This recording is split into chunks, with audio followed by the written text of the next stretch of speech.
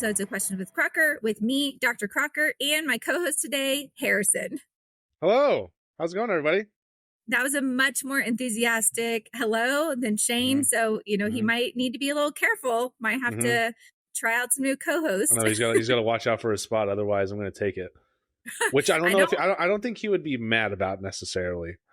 He would not be mad about it. He's probably sitting there going, go Harrison, go.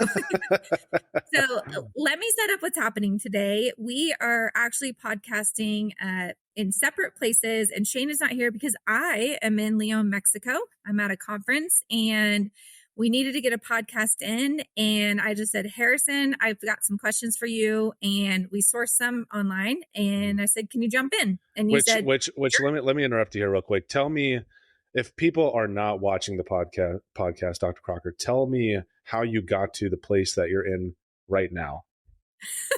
So I literally asked you to do this about 2-3 hours ago. And then I figured I'd get to the hotel, get in my room, get situated when we would do it. I got to my hotel and I don't have a room. And so I was wondering where I could podcast from. And I know I could have changed the time, but then the very nice people here at the Marriott said, how can we help you? And this very strange man I'd never met before said, I have a room in the hotel you can use. And I just said, great. And so I followed him. And fortunately, we found a meeting room. It's quiet in here. It's a huge conference meeting room that I am alone in, but we're making it happen. We're getting the podcast done. Anything for the podcast. Anything for the podcast. So speaking of podcasts, this is the Questions with Crocker podcast. We are here to answer your questions about veterinary medicine. I'm an emergency doctor.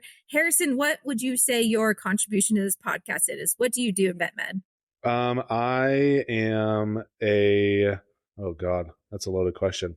I guess I am a marketing person that's in vet med that owns my own company called King Media. And my contribution to the podcast is that I am the one that basically edits the podcast, produces it, publishes it. I edit the clips for the podcast. I run the social media channels for the podcast. So anything that you're seeing regarding Questions with Crocker is usually me, minus you guys on the camera that are actually providing the content. Yeah, we do very little to contribute other than our faces and our talking, and you do it all. And you help so much with the social media. And you and I, we're going to go over a little bit how we met, and we're here to talk about social media and branding today. So I thought you'd be the best person to have on here. And this podcast is based around people's questions they've sent us, or the most common questions we get asked. And we're going to get into it. You can follow us if you want to see Harrison's work. At Questions with Crocker is the handle on social media. We're on YouTube, we're on Facebook, we're on Instagram and TikTok. And we also love reviews. So you can leave a review on Spotify or Apple Podcasts. All reviews are appreciated. 5-star are obviously the most appreciated. And we have a cool new feature during the podcast. Tell them about it, Harrison. So the hosting service that we use, Buzzsprout, has actually implemented a texting service into the hosting software, which is just fantastic. So when you go to any of the episodes on any of your podcast providers, you will see a link at the very top of the episode description. And I believe it says, send us a question right now at the very top. So you click that link, it'll immediately open up your text messages, and you can send us a text, or Dr. Crocker and Shane a text, through that texting service. I will say, fair warning, that there is a character limit. I haven't counted the character limit yet, but we've gotten on the other podcasts that I do, manage and, all that stuff. There is a character limit because people will type out paragraphs upon paragraphs, and at some point it just ends. So just be careful with the text that you do send. But it is a very cool new feature, and I would recommend that people use it just to get to, send those questions a bit quicker and for you to see them a bit quicker. Because I feel like I always listen to a podcast and then I'm like, ooh. And then I would never go back and actually go find it and message them. But if I can message right away and ask my questions about the point of the podcast that I'm in, I think it would be really helpful. So interested to see what people think about it. We joked about you being my co-host today. Normally my husband, who is love of my life, business partner, is in your seat. He is home with the children while I'm traveling. And I figured, since we were talking about social media and vet med and branding, you would be the best person to have on, because let's be honest, Shane doesn't really use social media himself other than to watch golf on From YouTube. what we know, I have a conspiracy theory that he actually does, and he just puts on this facade. I'm just saying. No. I'm just saying. Huh, interesting. I'd have to creep on his phone, and I just don't have it. That's fair. That's fair. I know. I don't have my Mountain Dew with me today. I feel empty. I don't know. I think he's secretly trying to get a Diet Mountain Dew sponsorship. Like he's, so he's just addicted. I'll be honest. Like, that's all it is. Don't make excuses. It's fine. Okay. So a little bit backstory about you and I and our partnership, friendship. Why don't you tell everybody how we initially met? I want to hear your thoughts on that story. Yeah, absolutely. So I actually started my journey in the vet med industry working at All Star Veterinary Clinic, which was owned by my parents, Dr. Emily King and Richie King. They founded the clinic in 2003, and I was getting towards the end of my college journey and just thinking about what I wanted to do. And I originally was going to be a video game designer, more specifically a level designer. And I realized my fourth year of college that I did not want to do that. Terrible timing. But I went to them. I started thinking about my hobbies and my, what I could do. And I've always been into video editing. I've always been into videography. And I've always been into social media. I love, back when it was Twitter, I still call it Twitter, but Twitter. I love Twitter. I love Instagram. I love all the social medias. I love keeping up with everything. And so I kind of combined the two, and I went to my parents with a business plan and basically told them how I could grow the business with this side of marketing, I guess, which they were starting to dabble in a little bit. I do give them props because they are very, they've always been ahead of the curve. And so I think that I had that going for me. And so I presented the business plan, and then they hired me. I was there at the clinic for 5 years, and I built up the following to around 400 plus thousand followers. I think it's probably around like 75 million views total. And which has presented so many opportunities, which has been fantastic. And during that process of doing that, when we were really starting to hit our stride on TikTok and Instagram, Dr. Crocker reached out to the All-Star Clinic or All-Star Veterinary Clinic account, and it was the TikTok account. And she said, "Hey, who runs this?" And I was like, "It's actually me." And so we started chatting a little bit, and we got together and met about stuff. And you told me what your vision was and what you're wanting to do. And you're probably one of the first people, next to Adam Greenbaum, who was the CEO of Whisker Cloud, and now they've done all their other stuff with Pet Desk. But you guys were probably the first people to tell me, "Hey, go off and do your own thing." And of course, at the time, I was like, "No, there's no chance." But ever since then, we've just stayed chatting, and now we work together, and we're doing all these other things, which has just been fantastic. But that's really where everything started, I think. And I believe you reached out because you saw one of our very popular vet clinic episodes, which is our spinoff series of The Office. And that created, again, so many opportunities. That series created so many opportunities for the clinic and for everybody within the clinic. But yeah, that's where everything really started. I think that the very first video I saw was the Avatar one. I think that was the Avatar one. Really grabbed my attention, and I was like, one, to get the buy-in of the practice, to have people like, this was like full Avatar outfit. Two, to recognize like this was a trending thing, and you jumped on it really quickly. And it was just filmed so well. It was edited so well. And I just immediately was like, who does this? Like, this is not some veterinarian who's trying to run a social media account. They have somebody who knows what they're doing. And so I started watching more, and loved the personality of the hospital and how you could see that. And then more importantly, if you went to the comments, people were saying, "I want to work there. Where are you guys at? You look like you love what you do." And that was honestly what really resonated with me. You were able to kind of grab, the good parts of your practice and show that, and then have it be valuable, not just entertaining. And I agree with you. The marketing aspect and people understanding how important it is in social media world and vet med world is just that there's still such a disconnect. And the first time we talked, I was like, he gets it. Yeah. and he needs to do more of this and really like help our industry. So I'm excited to talk to you more and ask you as many questions as I can in the time that we have. So the first thing I want to know is, when you started doing this and Hmm. you started going around the hospital for, like, I had several people say, how do I just get started? How do I get the team on board? Hmm. What do you think are kind of your top tips and tricks for doing it? I think having your mom on board and her obviously being excited was part of it, but Hmm. how did you really identify and get really a core group that makes a lot of amazing videos and get them excited about it? Yeah, that's a great question. I think that unfortunately it comes with time. I think Mm, that you're inherently going to have those people that want to be on camera, and are just good on camera, and they just happen to be within your clinic. But when I first started at the clinic, everybody was very nervous and mhm, very shy. And I totally understand, because I think 5 years ago when I saw the opportunity to do something like this, and I saw the vision, and not a lot of other people did.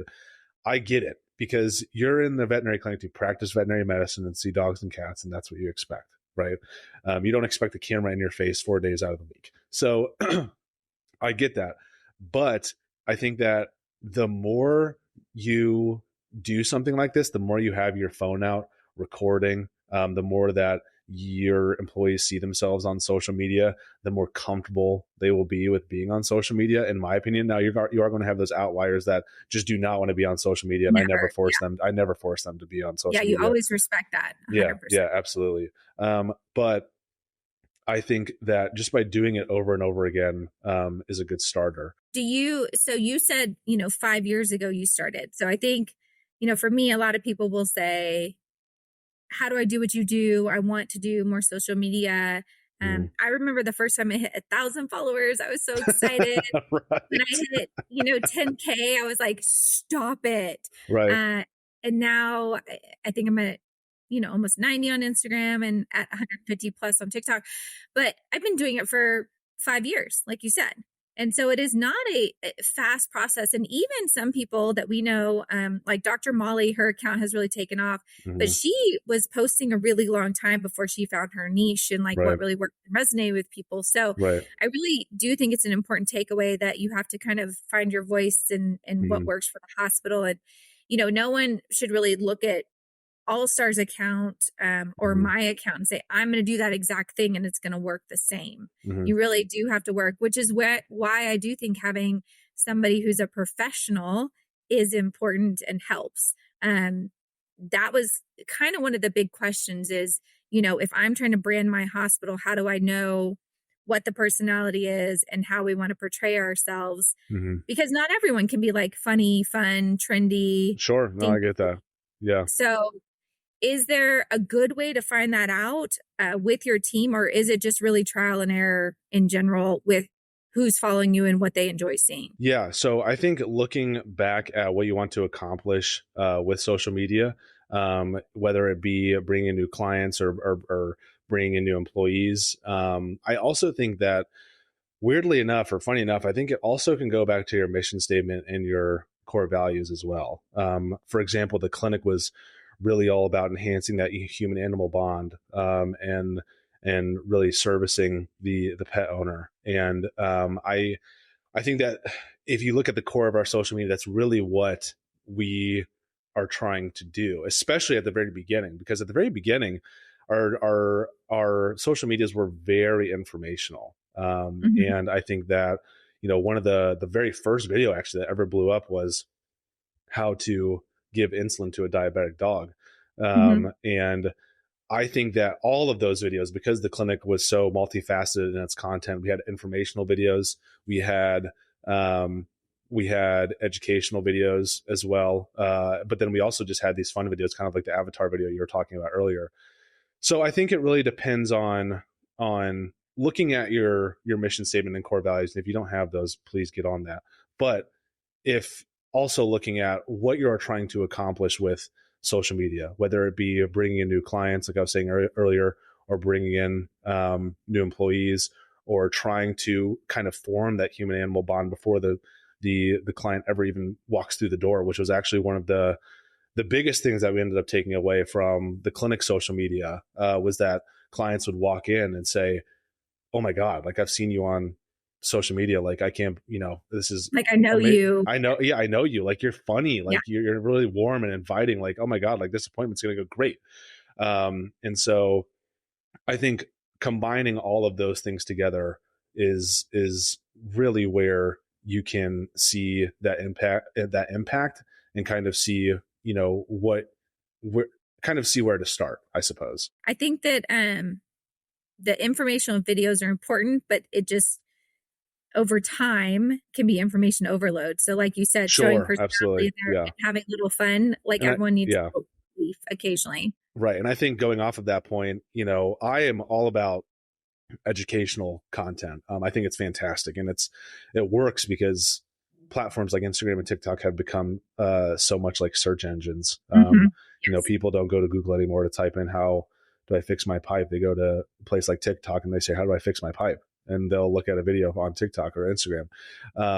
And so I think that, informational and educational videos are great. However, I do think that every single person should have some kind of comedic content, because we as humans, for whatever reason, comedy resonates with every single person.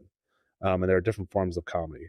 And so I think that comedic content is just an endless gold mine. It's just a matter of tapping into it. And you do a great job with it. So I very much enjoy all of it. At Maddie Couscous actually had a good question that kind of goes with this. So she said, how do you establish yourself as an expert in a specific area? Oh, so we're talking about vet med, but how do you think you establish yourself as an expert? That is a great question. Because I think that back then, a year or two ago, oh God, even maybe longer ago, some people still do it actually, but they thought that establishing authority and establishing yourself as an expert meant, okay, I'm going to lay out all of my credentials and my name at the beginning of every video. And I'm telling you right now, do not do that. Please, for the love of God, don't do that. I think honestly, the way that you establish your credibility and the way that you establish your expertise is just by you just keep uploading content. I do recommend to all of my clients or anybody who I have a consultation with to have at least one video that is explaining who you are, what you do, and why you do what you do at the very top of your Instagram profile or your TikTok profile, because you can pin posts and reels. And I think even just that alone is totally fine for now. Yeah, it's totally sufficient for establishing your expertise, because those new people that are going to find your profile are going to, from a reel or a TikTok or whatever, they tap on your profile to see more about you. They're most likely going to click on that video and say, okay, who is she? What is she all about? And they'll be like, oh, okay, wow, she went here and she did this and she got these certifications. Okay, her videos are, let's take her videos a little bit more seriously. But I think that establishing that expertise really just comes with creating a video like that, one, but also two, you just keep uploading content. And I do think in the veterinary world, I just visually, I obviously will try to like wear scrubs, wear my stethoscope sometimes. Like there are some small visual cues to people like that you're in That's a great point. Yeah. Are you, or keeping, your colors kind of consistent. So people like you catch their eye. But like right now I'm not in scrubs and I am still going to speak to what I know. And having a degree in vet med, especially, automatically gives you that authenticity. So you don't have to every single video be like, I'm Dr. Crocker. Exactly. Yes. Yeah. You want people to just feel like they know you. And once they get to know you, they don't need to keep having a reintroduction. So I like that idea of pinning a post at the very top. I think that's great. Yeah. Okay. Another question that Maddie had, she sent a fair amount of questions, was how to keep brand engaging and consistent across all the platforms. I thought this was an interesting one. That is an interesting question.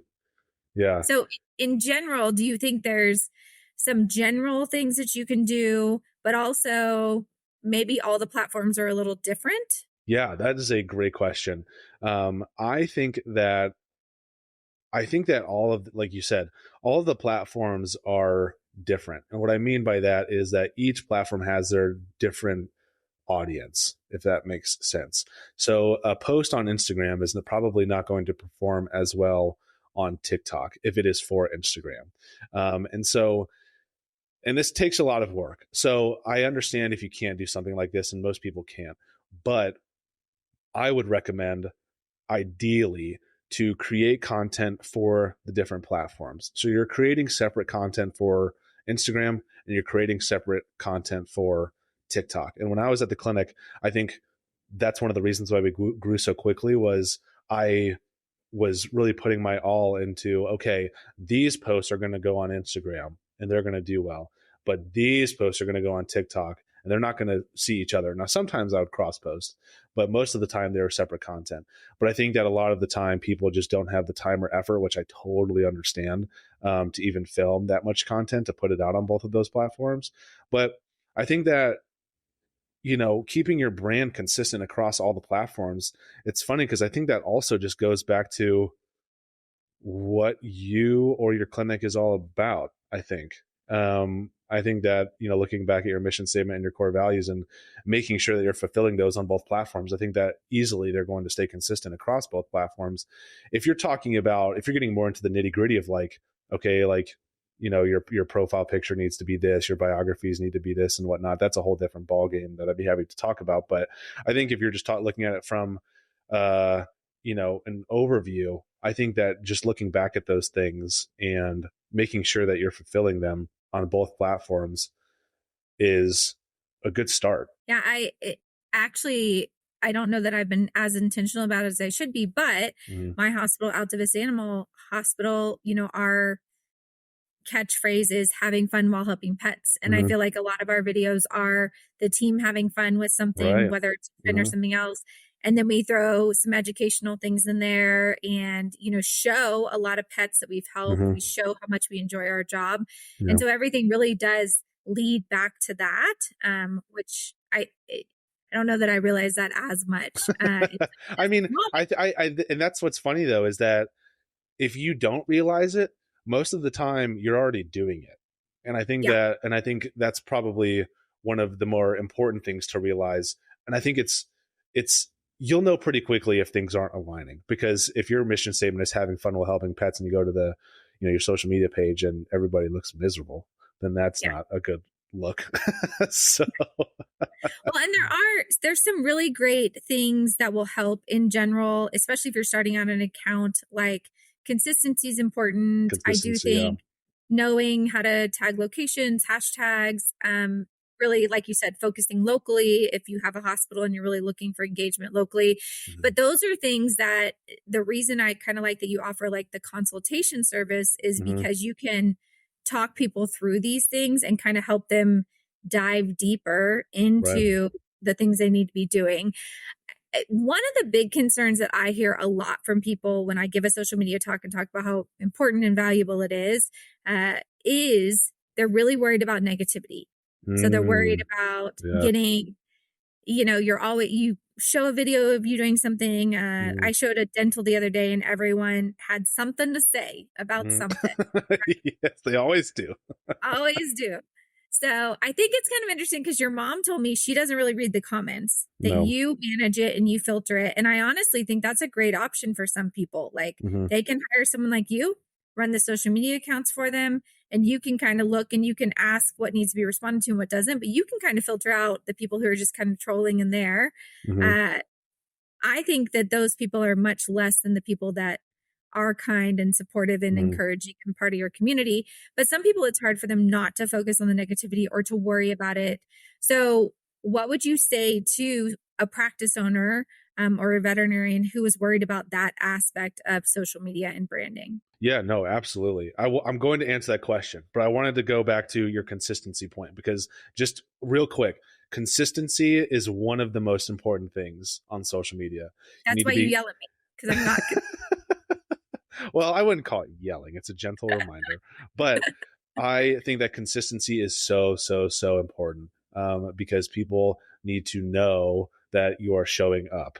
Mhm. And so they need to be consistently seeing your face. And the more they see your face, the more exposure you have, the more exposure your clinic has. So that's all I'll say about consistency. But regarding negativity, yes, that was probably one of the things that my mom did not want to do, was initially at first, was read the comments, because well, the bad comments, I guess. But she was not, she didn't want to have anything to do with it. She really just wanted to show up and record and, you know, be done, and I think that has changed a little bit since she started doing her own stuff, and she's starting to, go to the comments and the DMs and respond and whatnot. She's starting to get the hang of it. But regarding the negativity as a whole, I think that it's so much easier said than done, but just don't worry about it. And I know like there's not an easier way to say it, That's but a profound statement. I know that's my profound statement. I really don't have a better way to say it. I wish I did, but I really do. Man, I'm an optimistic person by nature. And so I really don't let these negative comments get to me, because I look at, the product that we put out, which is these videos, and I say, okay, I'm pretty proud of this, like, regardless of what people think. And I know that I'm proud of it. I know what I think, and I believe that's right. And so if anybody wants to be negative about it, whatever, dude. I was like, that's all you. That's not me. Like I feel great about what I just put out, but if you don't, that's totally fine. But I think that there needs to be a line drawn between negativity and then constructive criticism, because I do think that there's definitely a space for, people in the vet med world to offer constructive criticism in a nice way that Mhm. offers conversation. And I think, to point out an example, my mom and even our podcast, or her podcast, Veterinary Roundtable, they're all about that. All about, opening up that conversation and, criticizing each other in a nice way, if you want to put it like that. But at the bottom line of everything, I think that I would just not worry about the negativity, because I think that the more energy that you put into worrying about that negative energy is there's less time you have to put into more positive energy. Well, And so, I'll give you a concrete example of that. sure, So absolutely. I in general don't really worry about it that much. And if people are Mhm. straight up like angry, hateful, I just block them because it's not worth it. Like if they're Right. just like, they just write like vets are in it for the money and killed all Mhm. my dogs. I'm like, okay, like it's See, just not even. like comments like that though, they just make me laugh, because I'm like, what? Like, I mean, this isn't it's like it took you so long to type that out. Like that was a lot of I energy, but know, I know.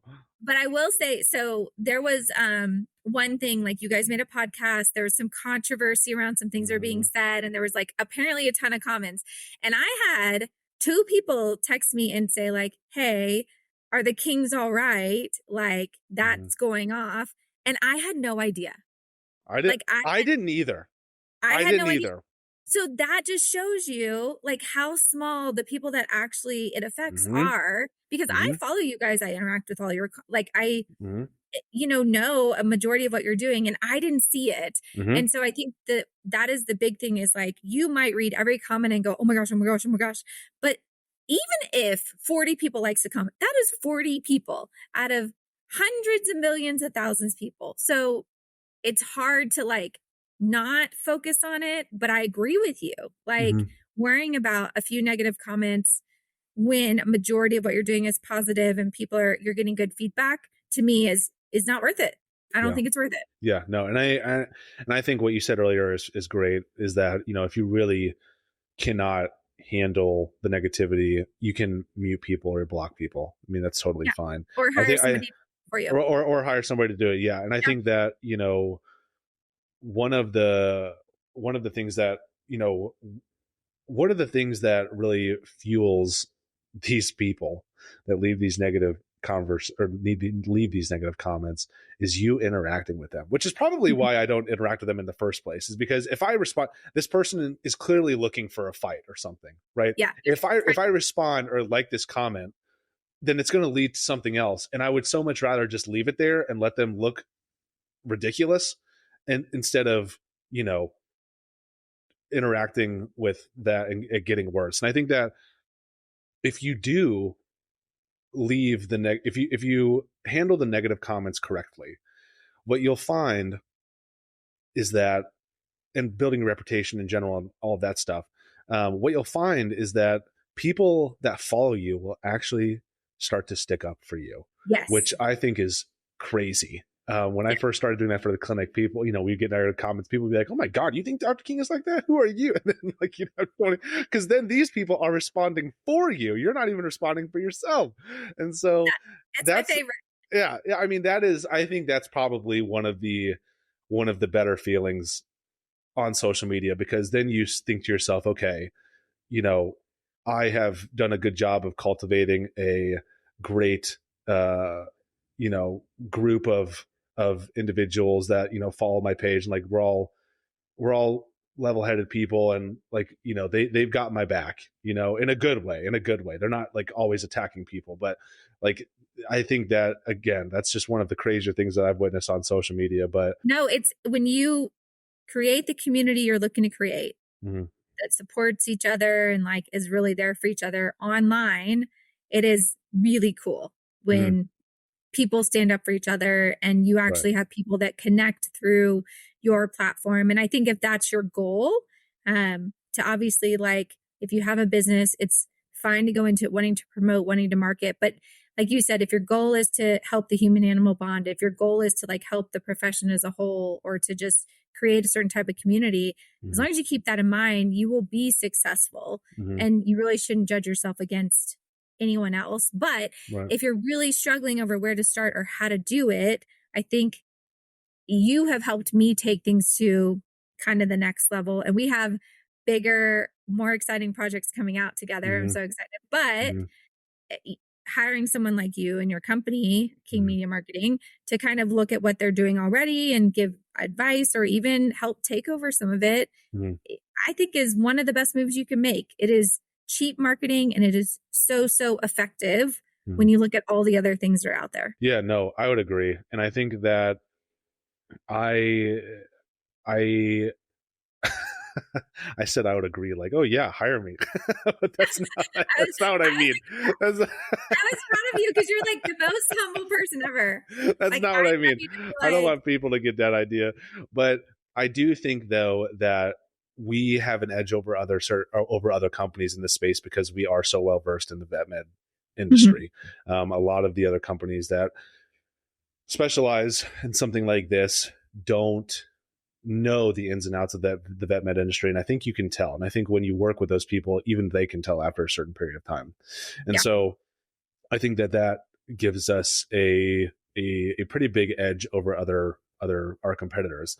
I also think, though, when you hire somebody like King Media or whoever, doesn't need to be me, but I think one of the biggest things you need to be looking at is your time, right? So you are not wanting to handle the social media side at all. And I think that was one of the things that my parents at All Star, they were looking at, was like, we just want to show up and that's it. Like, we just want to show up to record and we just want to see the benefits and that's it, right? And they would read the comments or they would, the employees would interact with the comments and all of that stuff. But everybody really just wanted to show up to be in a video and then go on about their day looking at dogs and doing that stuff, because that's really what it should be all about.